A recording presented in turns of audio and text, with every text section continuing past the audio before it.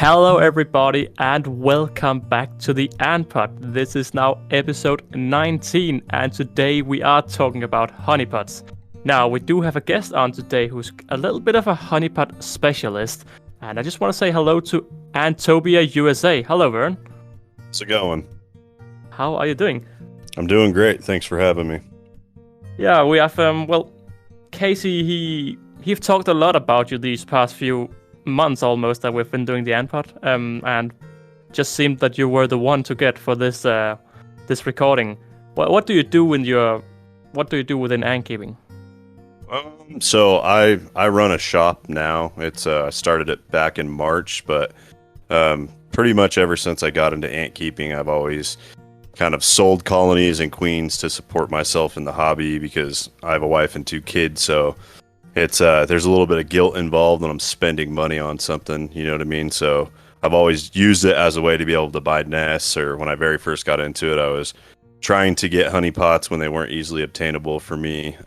So that's kind of what led me down that road. But now I'm more serious on the website, and I work a full-time job, but that's kind of my other full-time job. And at the peak of the season, it's really crazy juggling both, but. Yeah, I was very impressed. Of course, I just sat down and listened a little bit while you and Casey talked. You talked about these ant trips where you're just going out to hunt. Can you explain a little bit about that? Yeah. So I'd say probably the second year. The first year, I mean, I was doing a lot of close stuff. The second year, I started venturing farther out, and I'm on my 4th year now. And I live in Texas, but I'll travel as far as to like central Arizona. Sometimes 1,600-mile square trips, and a lot goes into that because I have to research the area heavily beforehand, and then it's constant everyday monitoring the weather once the temperatures reach where I want them to be able to see a flight get triggered just by looking at data and make an incredibly risky decision to, travel 900 miles, 800 miles of one direction, and to almost be able to know the flight has happened, you know what I mean? And a lot goes into it. I got to get a rental car. I got to rent a cabin. And then, of course, a certain amount of that has to do with what I'm going to sell. So I almost have to be successful. And especially like I mentioned earlier, so I'm not spending all that money that can go towards my family on something that isn't going to work out. And we can go into that a little bit more later. But this year was almost the worst possible scenario, and the actual event that took place was once in a lifetime, and it paid off. But again, looking at the data, I knew this was my only chance. Whether it was going to happen or not was going to kind of be up to fate. But yeah, it was pretty wild this season. Yeah, I'm just thinking, how's your success rate when taking these long trips? Do you hit the data good, or is it just up and down 50-50? This year, and I don't want to sound like I'm boasting, but I think I was 12 for 12 on honeypot flights. So, Damn. Yeah, last year I was pretty close to that.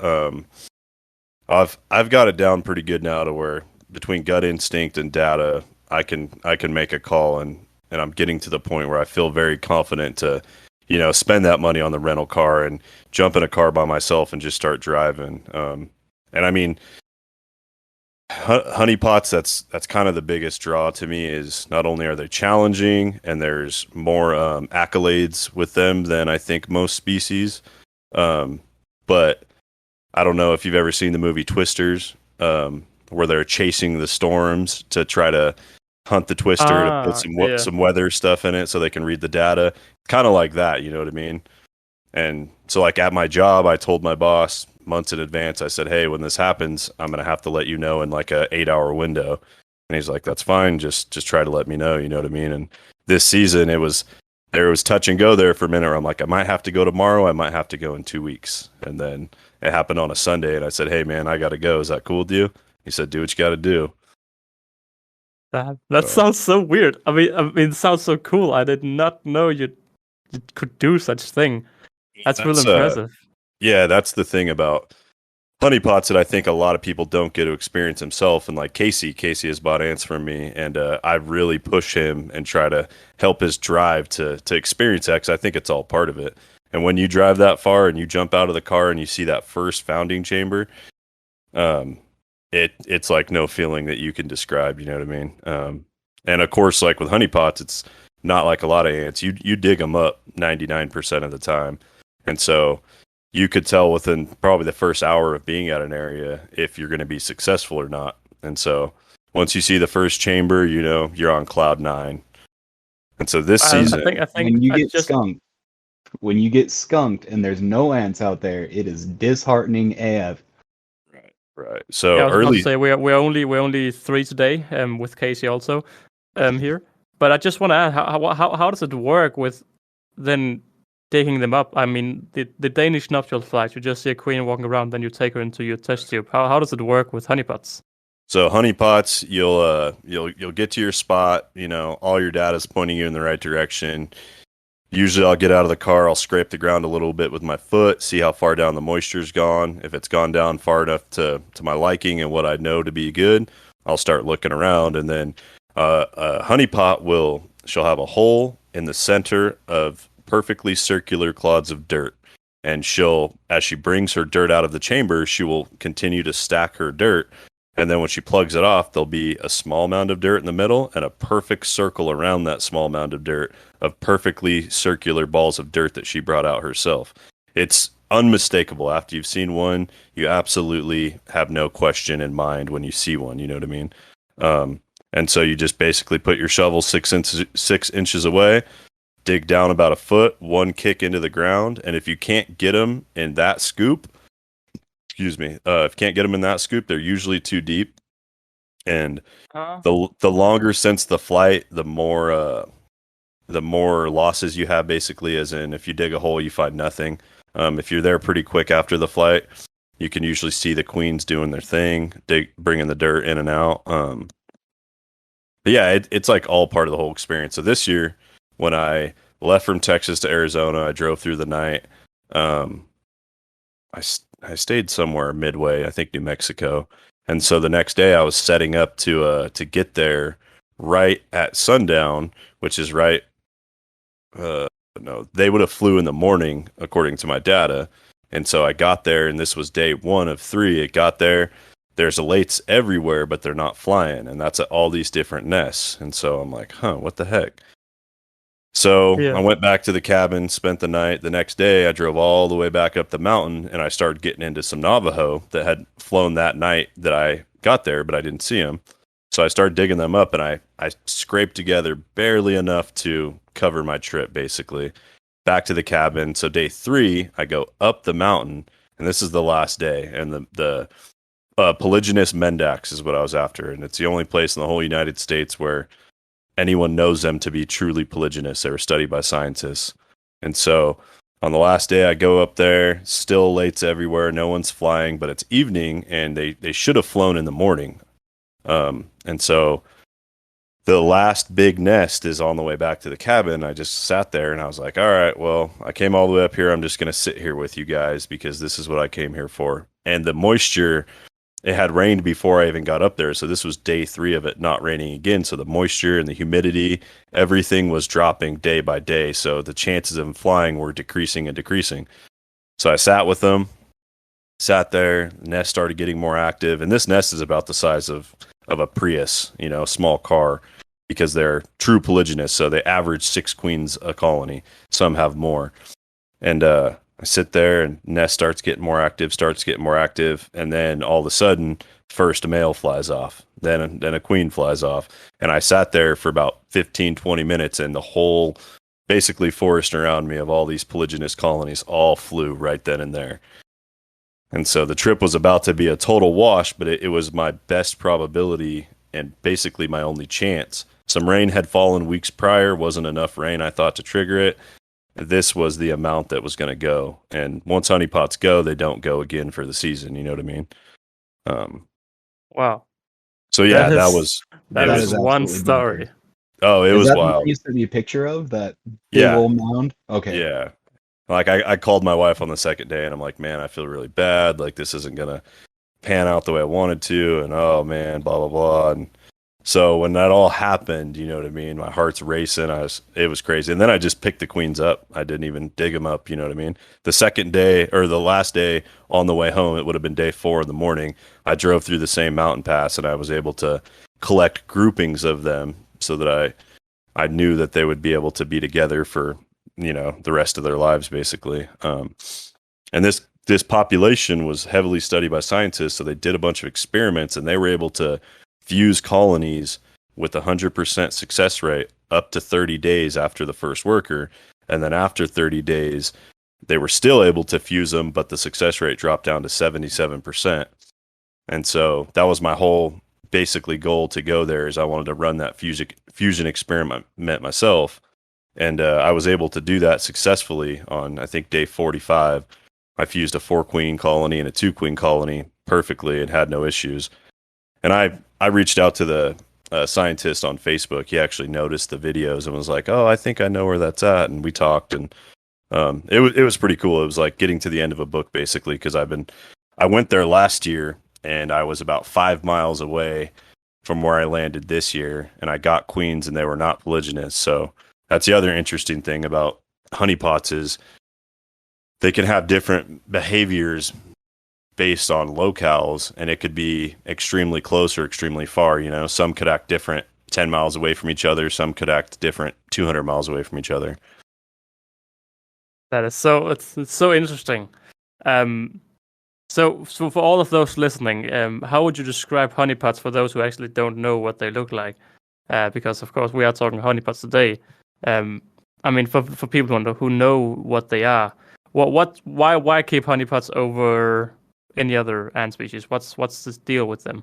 So aside from what I just kind of listed to you guys and the excitement and thrill of like going off on this wild goose chase or like hunting yeti almost, it seems like sometimes, there's just so many different like progressive levels to them. So when you get your first worker, that's something you get in all colonies. That's exciting. But then when you get your first replete, that's kind of another level, and they'll come in sizes. As the colony matures, you'll get a smaller replete, a bigger replete, and even bigger replete. So there's all these different accolades you have with honeypots, and certain species of them tend to be fragile up to the 6 month to the year point. So they could die at any moment. So pretty much every day you check on them and they're alive, you're like, oh, that's cool.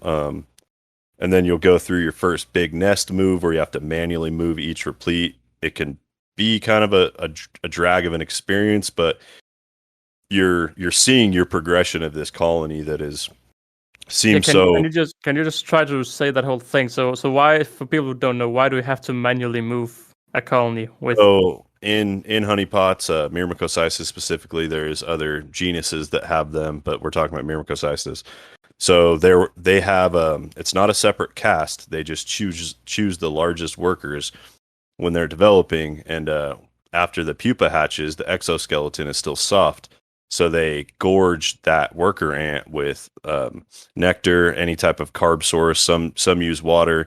It's said that they could fill them with protein, but the gaster expands in the shape of a grape, and you could have small grapes or very large grapes, and they will store food for the colony during times of scarcity. So those are basically, once they get to a certain size and maturity, those repletes are basically immobile. If they fall off the roof of the nest, they can sometimes walk their way back up, crawl, but they're so heavy and so much larger that they can't move very well on their own. And especially once they get a certain size, they can't enter a nest entrance. You know what I mean? They're too big. They're the size of a large grape. So you have to use featherweight forceps, and you have to manually move them from where they used to be to where you want them to go.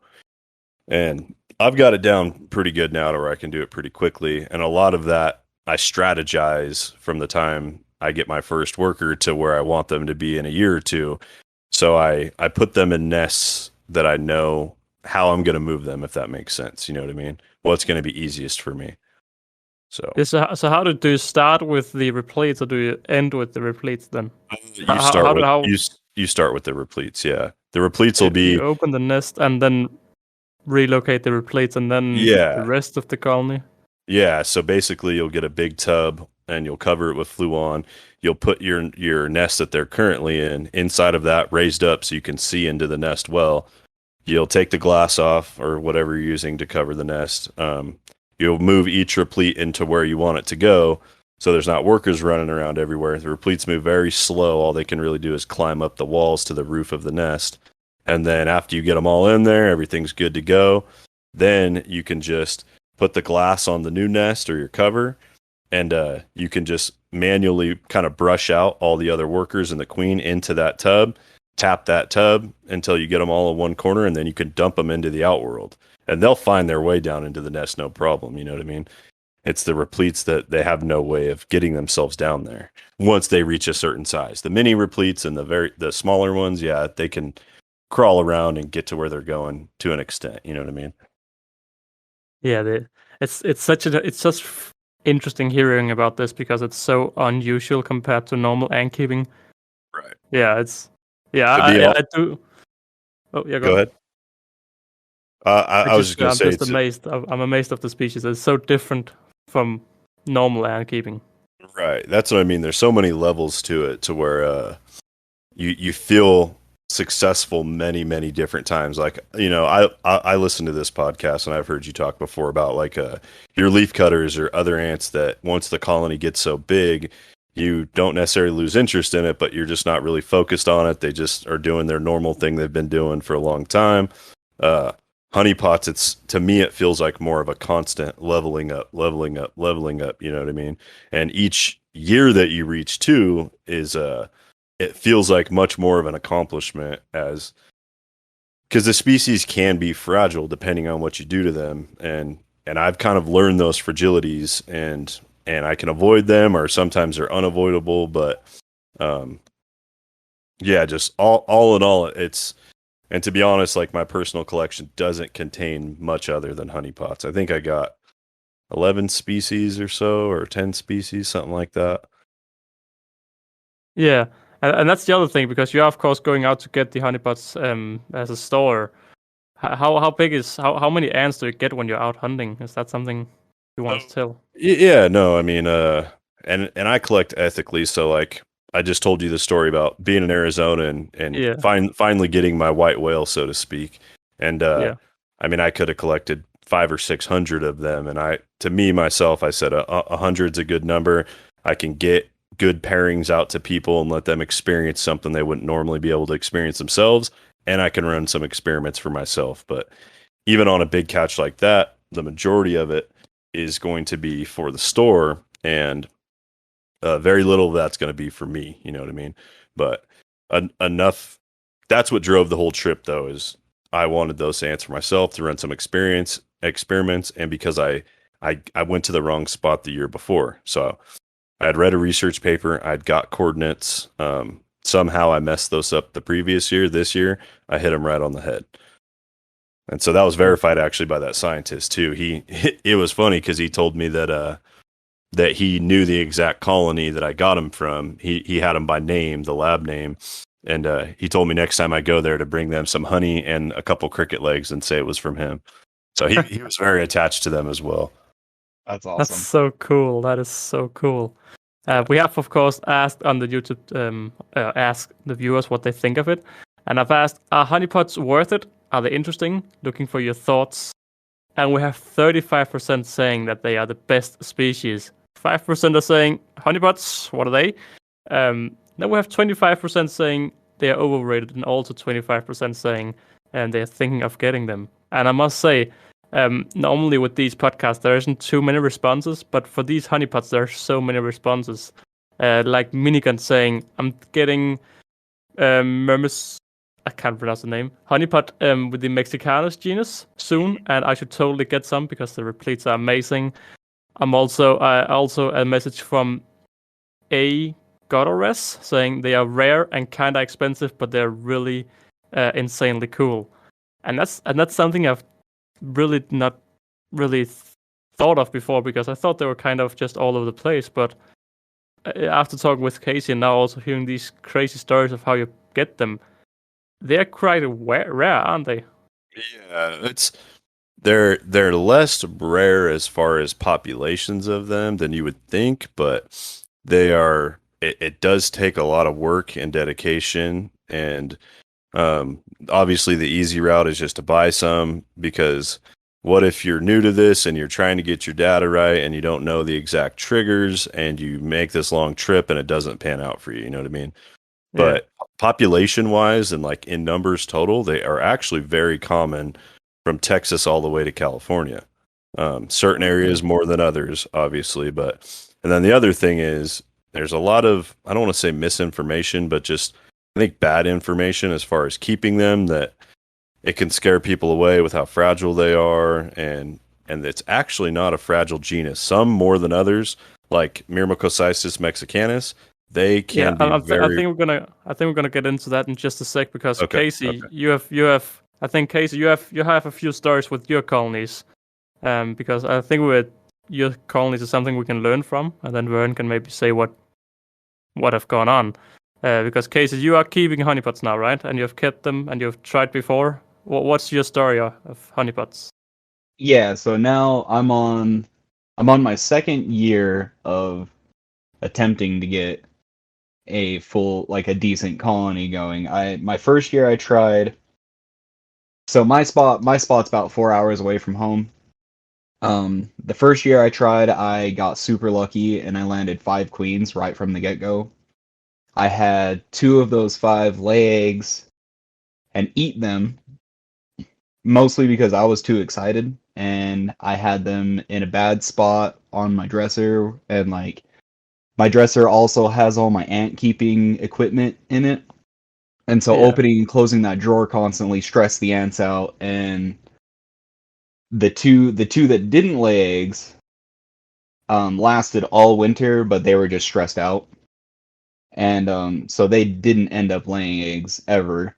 And yeah, they're just kind of finicky. All I have experience with though is Mimicus, and my current colony I got from Vern is honestly the first time I've had workers with honeypots, and like going out and catching them is a pain, but when you do land one and you get all your weather info right and you go on your long trip and you go out and you camp overnight and you catch them, there's almost no better feeling.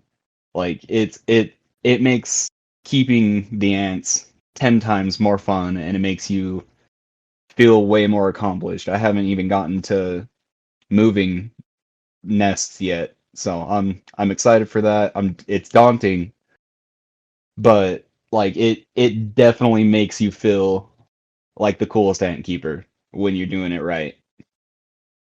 yeah. I must say, as a Dane when most of my ant I have captured, I've just been within my area on my Sunday walks with my dogs and just looking around for queens. It's so different to hear these driving stories and sleeping places to go and watch. It sounds really cool. It sounds like something. Yeah, it must be amazing to actually get the queens. But Vern, once you get the queens, what is the ideal way forward? Is it to put them into a Tar Heel ant's nest, or is it just test tube setup? What's the way forward when Say you have a queen? so they can be founded in a Tar Heel ant's nest. People do it. That's not my recommended method. The biggest Oh, thing that everyone does, once they get first workers, definitely Tar Heel ants, mini hurt. That's the way to go to start them off. But once you catch the queen, you tube her up, and this is where almost everyone makes the mistakes. Casey kind of touched on it.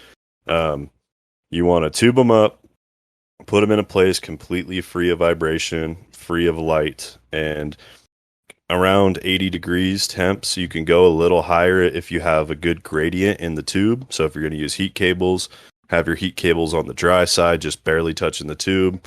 I do things a little different because I do it on a bigger scale, but I actually use my wife breeds ball pythons, and I put them in her snake rack, which is a giant rack with tubs that has heat strips on the back of the tub. So I set them all up on foam blocks basically to where the dry side of the cotton will be closest to the heat tape. I put them in those tubs, and we have a rack that doesn't get opened at all. So, and they basically go in there. My first check, I do not check from the day I tube them up to day 45. So at day 45, that's my very first check to see who's doing what, you know what I mean? And Yeah. it was hard for me in the beginning, and I've got good at it now, but that's probably the biggest mistake I think people make is they'll continue to check on them, and you can check on them constantly and think that nothing is wrong because it doesn't seem like they're eating the eggs. It seems like things are moving along, but you're pushing them back on the developmental ladder, you know what I mean? So that's the main thing is 0 checks at all, 0 vibrations, and heat for 0 to 45 days. 45 days, you'll check. Most of them will have pupa. That's the point where you can kind of gauge then, okay, I'm going to have workers in 10 days, 12 days, check them again around that time. Once you get to that point, I don't really like to leave them in test tubes. So I'll let the first generation of pupa hatch, and then they'll go right into a Tar Heel mini hearth or something very similar. I've tried some others. Go ahead. Because you have used a lot of bamboo tubes, as far as I can see in your different stories. Is that something you would recommend over a mini hearth? I would not recommend them because they're very inconsistent. So, and that's something I'm only trying this season so far. And I've had some good batches of tubes and I've had bad batches of tubes. So I have a Myrmecocissus placodops colony in one right now, which was the only queen I caught of that species all season. And those tubes are not good. They don't wick well at all. You can fill up the water chamber. It doesn't wick into the rest of the tube. So I have to go in there manually and wet the tube basically, which is risky. So no, I don't at all recommend those at this point to anybody because of the inconsistencies. I think the idea is good, but I don't. I only like to recommend things or even say things that I know to be fact. You know what I mean? So yeah. Tar Heel, I don't think you can go wrong with there, honestly. And then, yeah, so that's basically the beginning of it. And that's where most people will go wrong. And the key is with those, with honeypots, Myrmecocissus mexicanus is going to be the one that you have the random deaths with. And that's not something you can really shake. But the key with honeypots is keep it simple. Treat them like you would any other colony. Humidity is very important. Humidity won't kill the workers. It'll kill the queen if there's not enough of it. And just lay on the protein. Have them have a really hot spot. So when I have them in a nest, I run a heat cable with no thermostat that can get blazing hot. And I have it just barely touching the corner of the nest opposite of the water tower. So they can choose their developmental processes of how fast they want it to go or slow they want it to go. And from everything I caught this season and previous seasons, I mean, they're on fire. I showed Casey some stuff last night, and oh yeah, definitely. It's just a matter of simplicity. You know what I mean? And I also I'd say I'm not like your normal ant keeper. I don't spend a ton of time just viewing them. You know, I don't watch them for hours at a time, and I keep all my nests in darkness. It is said you can condition them to light. I don't recommend it. I try to do the most naturalistic way just because they are said to be a finicky species, you know what I mean? But yeah, that's also what I'm getting from the comments. We also have Erdan saying honeypots are cool, but they're also known for their high mortality rates and dying for no apparent reason. So that's where I was going to go with this is like mortality rates wise, I'd say everything but Mexicanus, you know, I'm up in the 80s to 90s consistently on successfully founding them. Shipping can wave a toll on them. So like on my website specifically, it says that you have to get overnight or 2-day shipping options to be eligible for live arrival guarantee. Anything less than that, you're just putting the ants at risk. And even if they do make it, they're probably going to be, you know, farly pushed behind to where they might not make it. And honeypot ant queens, if they don't progress fast enough, especially, they burn out. You know what I mean? It happens to all ants, but honeypot queens, you got to get them quickly and in the best shape you can. And so, like, actually, originally, why I wanted to do this podcast with you is because I get contacted from so many people from your part of the world that want me to ship ants to them because their honeypots everyone wants them. And to my knowledge, it wasn't exactly legal. And I'm going through some some new permitting processes for the website and for my facility here, and I learned that I can actually ship them to other countries. I just have to fully comply with the other countries' regulations. And so I had a guy, I won't go into his name, but he reached out from somewhere on your neck of the woods, and I said, you know what, I can probably do that for you next season, but I'll need you to connect me with your regulatory bodies so I know exactly what the regulations are and we can go from there. But the other coin to that is I don't know how I wouldn't be able to guarantee live arrival, you know what I mean? Because these ants are fragile as they are, even shipping here in the States. You know, I've had very little issues this year, but it does happen. You know what I mean? Anyone that chooses to ship anything besides overnight or 2-day, I try to explain to him that's a risk you guys are going to take. I will not be able to guarantee the queen, and it's not what's good for the ants. You know what I mean? So Yeah, I feel what you're saying with the mortality rate regarding shipping is we do see a lot of them comes for sale here in Europe. Not a lot, but they come here and there, and then they're out of stock. And you never really see the colonies if they survive, if they do well.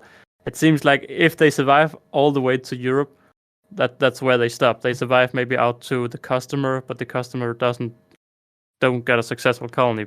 At least that's what it seems like. But if you're saying like they take a hit from shipping, and then it gets shipped again, and then maybe they just never come back again. Right. And so that's the thing too, is you're going to ship them all the way, say, to Europe. They're going to sit in customs for a while. I did find a way to kind of speed that up, but it's still, they're going to sit in customs for a while. They're going to get to where they're going, and then they're going to go to another customer there. So that's like me, I don't resell ants at all. I don't buy ants from people and then resell them. I don't have them shipped to me and then ship them again.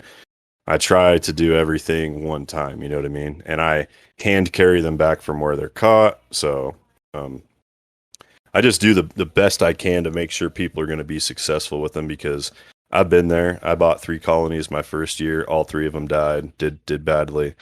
And overnight shipping's expensive, you know what I mean? Yeah. I have it set up on flat rates and it's $60, you know what I mean? So a colony that, you know, mine are reasonably priced. A colony that you're going to spend, you know, say $130 on, you're going to add $60. You're looking at $200 for a colony of ants. So. Yeah, that's crazy. I didn't know they were that expensive in the US as well. I thought they were those crazy prices in Europe. Oh yeah, speaking on shipping, actually, when Vern sent me mine, this isn't on Vern's part at all, but my ants, we even did the overnight, they still got stuck in Tennessee for 2 days. And like even like it, and that does set them back, because like by my colony should have at least one replete by now, right? They all go at different rates, you know what I mean? So if you catch 100 queens, they're all going to kind of move, and a lot of that has to do with genetics too, but it has to do with shipping, and it has to do with a bunch of things. There's a lot of factors in play, you know what I mean? And I do the same methods to all of mine, and I feed probably more than most people do. I got a system going on, and I have a facility away from my house that has the website colonies, and then I have my personal colonies inside, and they get the same treatment, but I focus on them separately, you know what I mean? So I have certain days I'll go to the facility, I'll deal with those ants, and then the ones here in my house, I'll deal with them separately too. So I don't think yours are pushed back very far, but yeah, shipping them is always going to have an effect of some sort. As long as the queen's producing eggs, they're still eating protein. I think you're on the right track. You know what I mean? I mean, they've slowed down a little bit. I don't have a new clutch of eggs, but it is all larva and one pupae right now. So by the time I get home, there probably will be a batch of eggs. And that is the other thing about honeypots, is they're notorious for stall outs too. And it's not nothing to worry about, honestly. But they will stall out for quite some time, usually between first and second generation. Once they get into third and fourth generation, you can get a good brood cycle. It'll be pretty consistent, and you won't see stall outs until you take them off of heat for the winter time. So Vern, I have a question. Can you jump to the pot 19 chat? Yes. Because I would like you to read the comment from Lone Star Ant. Okay. Just because Yeah. I don't want to say those names. I No, think you that's can say fine. it. Lone Star Ant says absolutely amazing. My favorite is Placodops, but Mexicanus and Navajo are cool too. Mimicus and Mendax are slow growers, so I don't keep those, but I've heard they can be cool if you wait long enough. And And with that, I want to say, what is your preferred honeypot species then? um that's a real rough one, but there's I'd say right now probably Mendax. They're all very cool, and I think uh this would kind of fall in that category of kind of I don't want to say wrong information or bad information, but it's not 100% accurate. And this is, as you can see, the poster says this is something that he heard that they're slow. They all will go at about the same rate if they're given the same conditions. You know what I mean? Um, like I have a year-old colony of Mendax that is as big as my 2-year-old colony of Mexicanus, and it's a single queen, and I've just given it the right conditions. And genetics are going to vary. You know what I mean? Yeah. Your queens will vary pretty dramatically genetically, as far as sometimes you get really really good ones out of a batch, sometimes you get some that are a little slower. Doesn't mean they're, you know, that's why in the wild you have such huge flights, like for leaf cutters, for example. I read somewhere that 0.01% of them survive out of the entire flight past the first year. And a lot of that is pathogens and stuff that they're not exposed to. And then that queen that survives on, and she eventually starts to have mating flights, she's going to pass on some of that resistance. You know what I mean? Yeah. Is the theory behind it, I think, or that's how genetics work in general. But Yeah. Evolution, right, genetics, so all these fancy exactly, words. exactly. So you say like there's a lot of misinformation regarding honeypots. Can you try to share a little bit about that, or at least some of Yeah. the things you've heard? So, I'll just say an example. So on Facebook the other day, a beginner bought a Mexicanus colony from somebody, not me, and they're asking for advice, what to do, blah blah blah. And one of the comments was just saying that there was that they're a cool loving species, that they like cool temperatures and other things like that. And Casey actually commented on that post too, and I tried to explain to him that this person's a beginner. They have a notoriously fragile species. Let's try to use facts to help these people out. Honeypots are the opposite. They need heat. They need a gradient. Don't get me wrong, but yeah, they need heat to progress. And your first 60 days are going to kind of set your tone for how your colony is going to do the rest of the time. And leaving them at room temp, you could get a colony out of them. It's definitely setting them back for the role that you want them to get on. You know what I mean? And brood cycle, I think, is the most important thing for these type of ants. Once they can get on a good brood cycle, because there's such a gap between the first and second generation, that, you know, once they get on a good brood cycle, they're pretty much consistently going to be fine. Other than Myrmecocysis mexicanus, they still can drop dead. The queen can within the first year, I'd say. Like Myrmecocysis Navajo, extremely resilient, and I usually get them 100% every season. Yeah, that's pretty much it on that. I think what you're saying with the heat gradient is very, very interesting. My room is, it's 24 degrees Celsius, and that's about 76 Fahrenheit or something around that estimate. And I have a Novomessa coccarelli colony, which are also from America. Now they did very poorly for the longest time, and people just kept saying feed them every day, keep them hot. They are desert species. So what I started doing was, in my heated room, I started putting a heat cable on one side, and I could just see all the ants just adapted and moved straight over to the heat. And I just kept putting the heat cable more and more on them, and they just adapted so crazy, because I didn't understand how much heat they actually needed until I just kept heating them, and they just kept staying on the heated part of the nest. And Novomessa care is very similar to honeypots.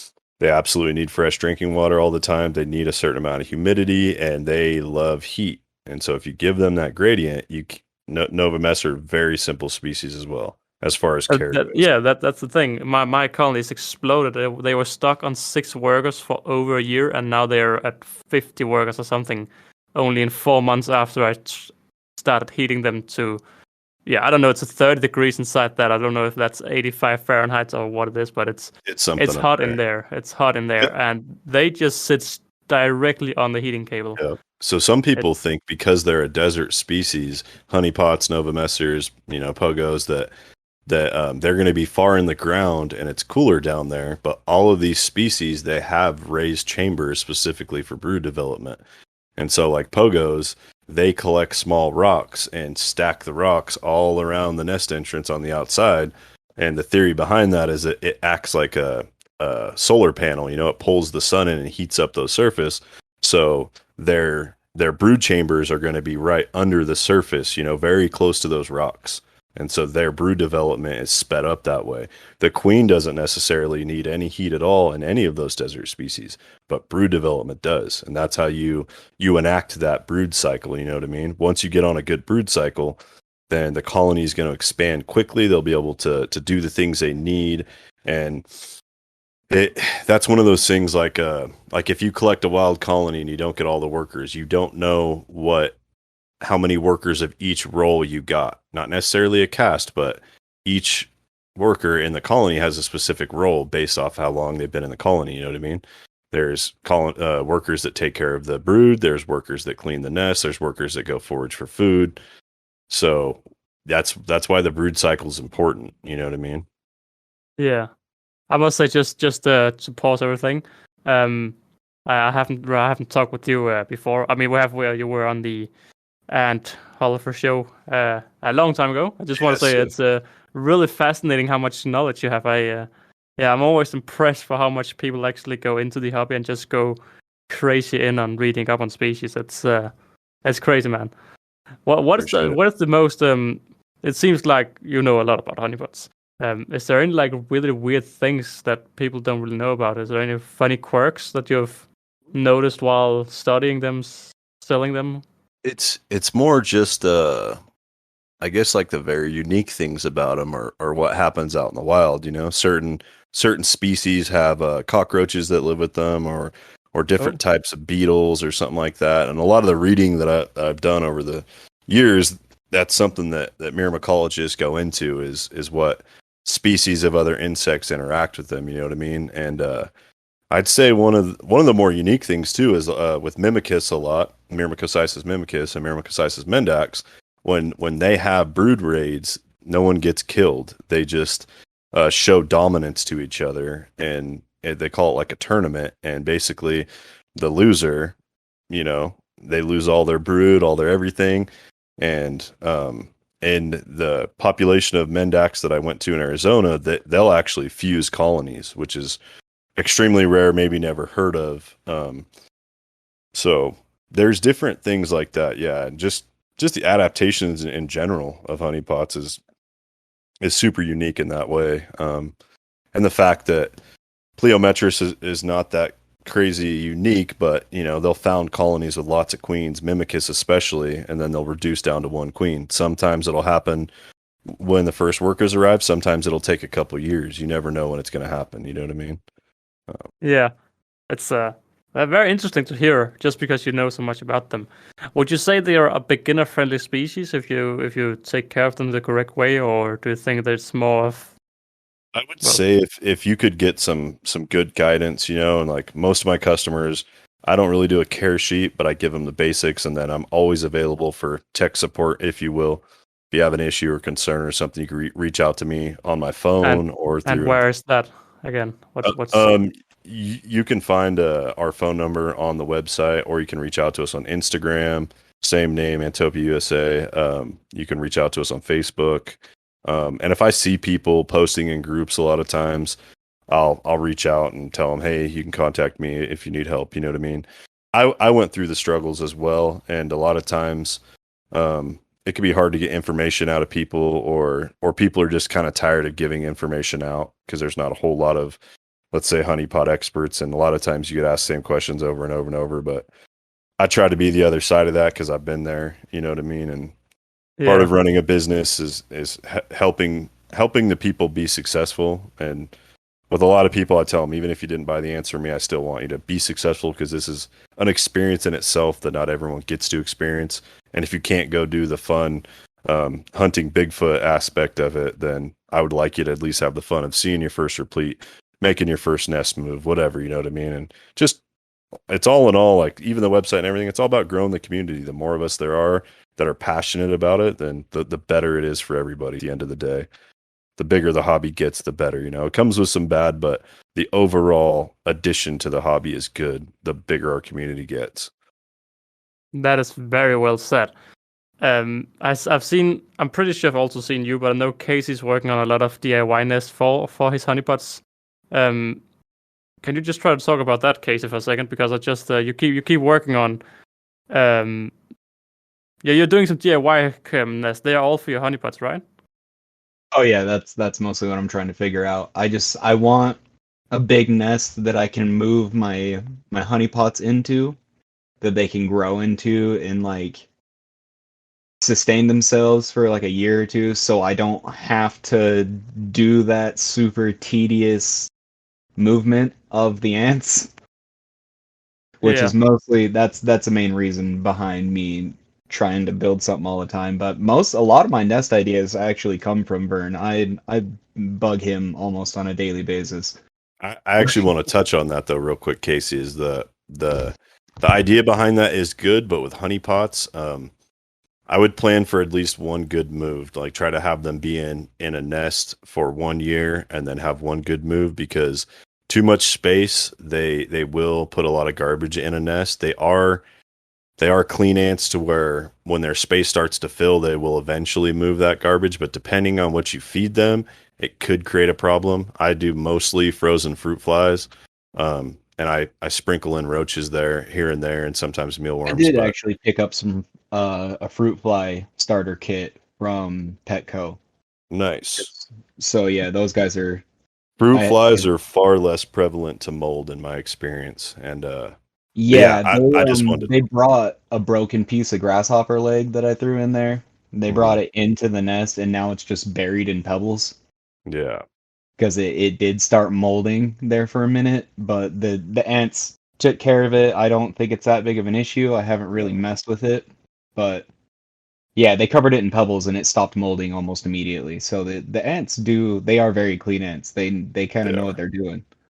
But do you think honeypot ants can do well in all kind of nests? Because it seems like absolutely because it seems like a lot with these DIY nests and also the Tar Heel ants that the repletes has to hang on from the ceiling. Do you think they would do good in like I don't know, a flat acrylic nest where it's just flat? No, not at all. And that's kind of like I do make a lot of my own DIY nests, but I won't recommend anything that I can't guarantee. And I've had mixed results over the years, and there's some stuff that I'm starting to get down, but and that's more for only like my personal stuff that I'm, I guess, willing to risk because I know where to go get them, so to speak. But no, the only recommended nest that I could recommend foolproof is anything from Tar Heel, basically.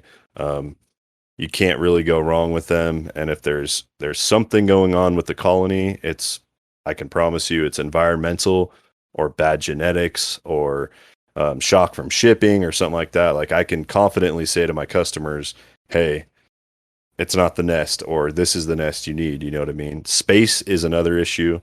You don't want especially within the first year, you don't want to put your honeypot colony into a nest that has way more space than workers, because they help regulate the humidity and the temperatures. So if you have a lot of dead space, it can create humidity issues in somewhere like a really dry climate, like where I live in Northwest Texas. And there's ways to combat that, but overall, space is important. But as far as I would like to see more designs out there for them, but as far as right now, there's nothing I could concretely recommend to you and say, I know this will work besides what Tar Heel makes.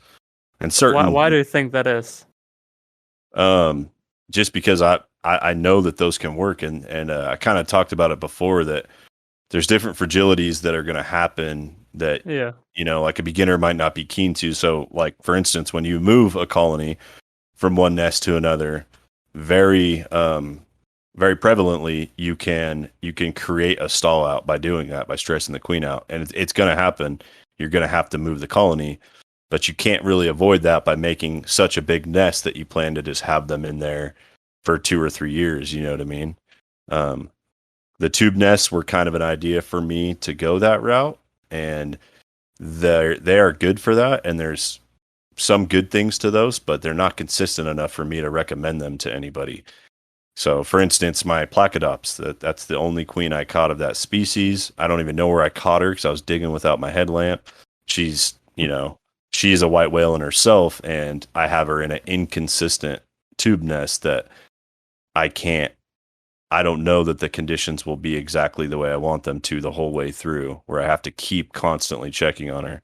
And a lot of my other stuff, even my DIY stuff, that's the basis behind the idea, because I have so much on my plate with the website and everything, is I need everything to be steady, easily able to take care of, kind of have on a schedule, and that colony I have to check almost every day, and just because the inconsistencies behind the nest, you know what I mean? Yeah. I think, yeah, it's very fascinating to hear all of these things, and I think it's really the same with something like leaf cutters. I'm in a few leaf cutter groups, and it always seems like all these DIY setups, there are so many different factors you can blame. But when you just go for a well-tested product, you can just say, well, we know the product isn't at fault here, so it must be the conditions around the colony. I think, and a lot of people really the same. Yeah, and a lot of people experience leaf cutters the same way. And I think there's bad information out there on them as well. And I think a lot of it is, if you go tried and true in something that is fact and it's not conjecture, that you're going to be fine. You know what I mean? And if something does go south, then it's probably bad genetics. It's probably not something related to anything you're doing. But yeah, no, I've taken my whack at leaf cutters too, and it's the worst time of year for me to do it because it's kind of the start of my hot season, and I can't give them that everyday care. Sometimes I'm working 12, 14 hours a day and then driving 4 hours at night and sleeping for 2 or 3 hours before I go to work the next day. I barely have time to deal with what I got, let alone to meticulously watch over leaf cutters. And I've tried, and I'll continue to try each season until I get it. But yeah, they are difficult species. At least founding wise. Exactly. But we have been chatting for quite some time now. I do want to say we are going into ant news. I don't know if you have any ant news, Vern, but I would just like to shout out Storm, who reached out to us on Instagram saying, "Hey, dude, just want to message you to say I've listened to all of your podcasts, and it's by far my favorite ant thing based favorite. Hang on, it's by far my favorite thing any ant-based content creator has done. Keep up the good work." So I would like to second his statement. Well, Antimatter would like to third it then, because he comes out and also says, "I love the show. Halfway through, I was supposed to be making ant nest, but I got entertained here." Or I don't know what it says.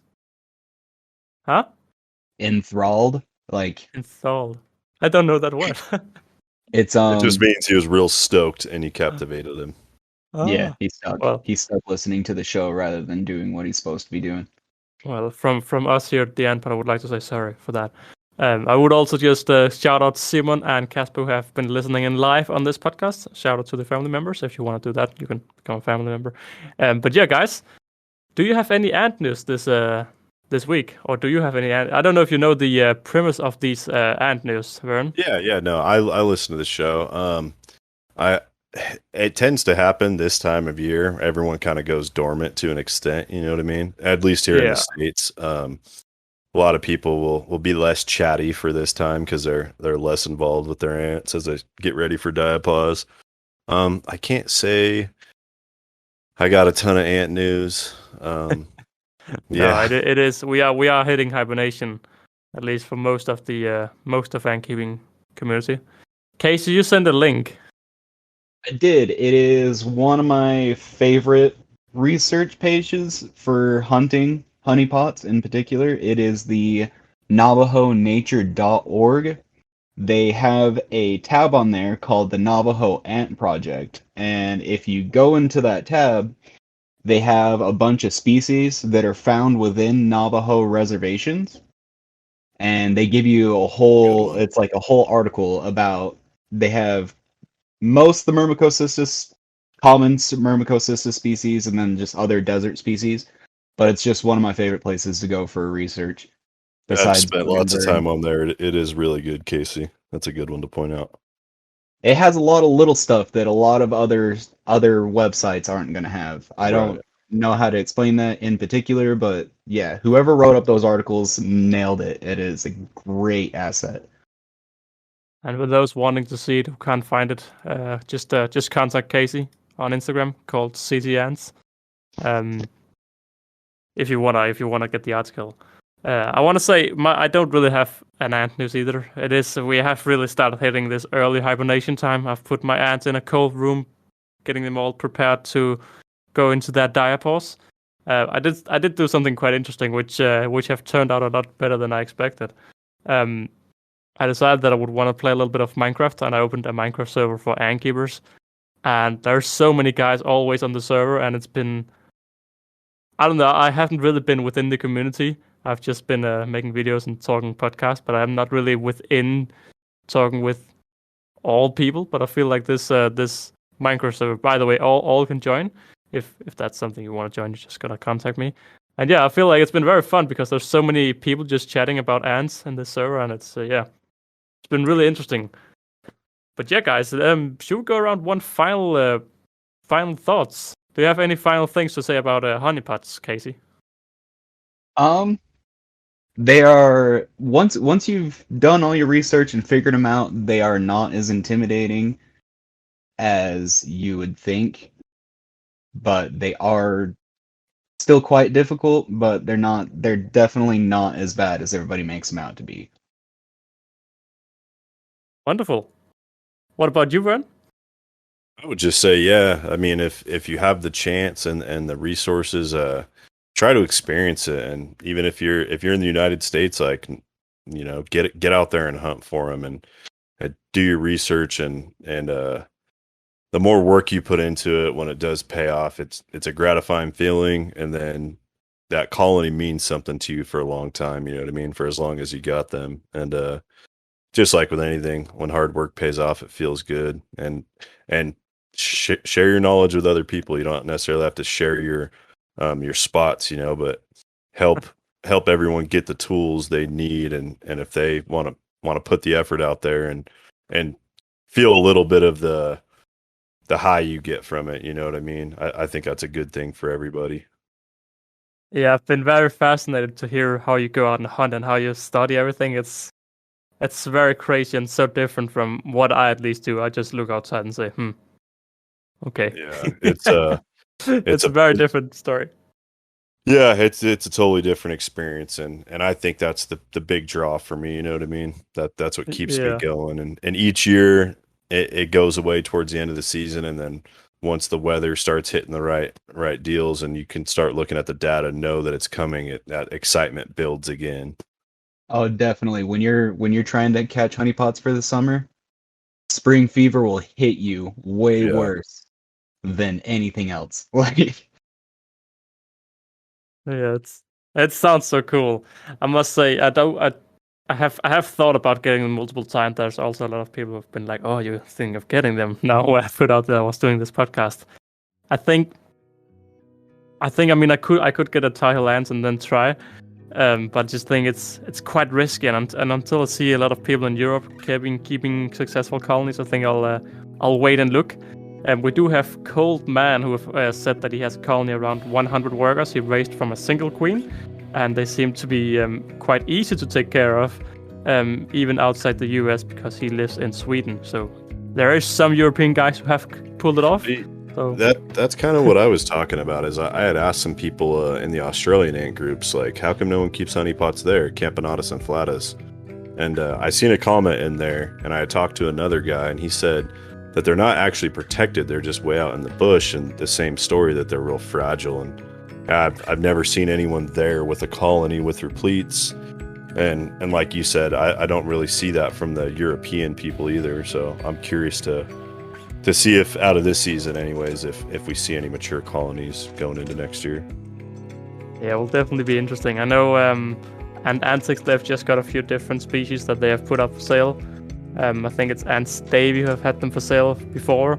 But the colonies get sold, but you never really hear. It's not too many creators at least that get them. But I would just like to say thank you, Vern, for joining here. And again, you are known as Antopia USA. Or USA or just US? Antopia USA. USA, all right.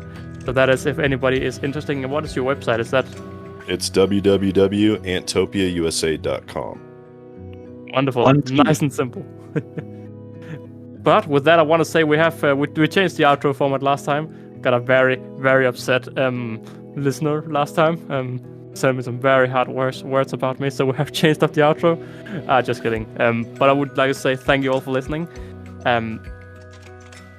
If you have enjoyed this, if you have enjoyed listening to Vern, you also have a YouTube channel. Also, so if you want to check out Vern on YouTube, he has a YouTube channel. It's the same one. Antopia USA. Exactly. It's all. I'm guessing it's all the way around, right? Yes, sir. Yeah, you actually changed your name. Wow. How? What's the story behind that? Me and a buddy were doing something different beforehand, and he just got focused on some more things, and I was going this direction. We kind of already had an audience on the first channel, so we just changed the name to make it all one circle. He's still involved, and we go hunt a lot of stuff together, but he's taking a step back / away. Then. Yeah, exactly. Yeah, that's totally that is life.